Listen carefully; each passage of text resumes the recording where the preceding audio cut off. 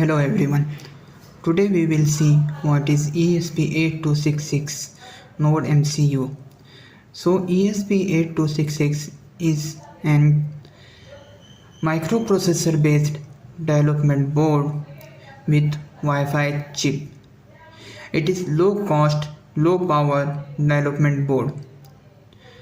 So it consisting of the central microprocessor and an Wi-Fi chip that enables this board to generate its own Wi-Fi network or connect to any other Wi-Fi network. So it also consisting of the programmer that will program this microprocessor as well as the USB port for programming.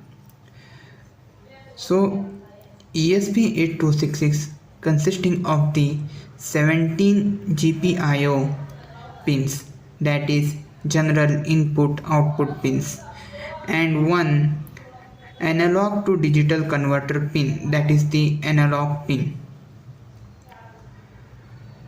So that's it for the today's video.